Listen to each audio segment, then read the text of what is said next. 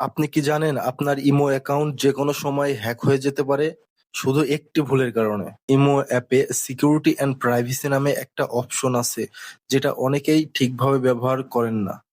এই অপশন থেকেই আপনি নিয়ন্ত্রণ করতে পারেন কে আপনাকে মেসেজ পাঠাবে, কে আপনার প্রোফাইল দেখতে পারবে, এমনকি কে আপনার অনলাইন স্ট্যাটাস জানবে। বেশিরভাগ মানুষই শুধু নাম্বার দিয়ে ইমো খুলে রেখে দেয়, তারা সিকিউরিটি অপশনটি ঠিক করে না। তো কিভাবে এই অপশনগুলো ঠিক করবেন চলুন দেখিয়ে দিই। প্রথমে আপনার ইমোতে চলে আসবেন এবং প্রোফাইল আইকনে চাপ দিবেন। এখান থেকে সিকিউরিটি অ্যান্ড প্রাইভেসি এই অপশনটিতে চাপ দিবেন। এখানে আসার পরে চ্যাট অ্যান্ড কল প্রাইভেসি যে অপশনটি রয়েছে এটার উপর চাপ দিবেন। এখানে দেখেন লেখা রয়েছে ব্লক স্ক্রিনশট ফর কলস, এটা অন করে দিবেন। এটা অন করলে আপনার কল এবং কলের সময় কোনো স্ক্রিনশট বা কল রেকর্ড করতে পারবে না। এই আবার ব্যাকে আসবেন এবং এইখান থেকে লগ ইন প্রোটেকশন যে অপশনটি দেখছেন এটিকে অন করে দিবেন।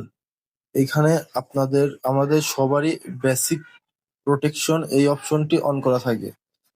এই বেসিক প্রোটেকশনের জায়গায় আপনারা অ্যাডভান্স প্রোটেকশনটি চালু করে দিবেন। এখানে একটি কথা বলে রাখি, অ্যাডভান্স প্রোটেকশন চালু করার জন্য অবশ্যই এই ফোনে আপনার সিমটি থাকতে হবে। এখানে চাপ দিলে আপনার অ্যাডভান্স প্রোটেকশন চালু হয়ে যাবে। তৃতীয় যে কাজটি করবেন, কলস। এখানে দেখুন এভরিওয়ান, অনেক সময় আননোন নাম্বার থেকে আমাদের কল আসে যা খুবই বিরক্তিকর।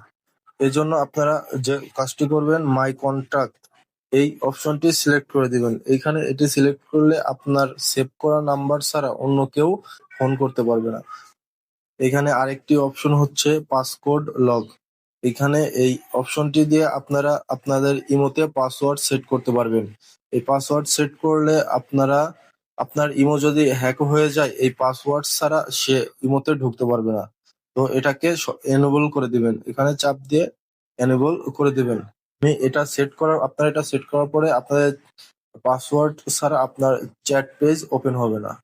সিকিউরিটির জন্য এটাকে চালু করে দিবেন।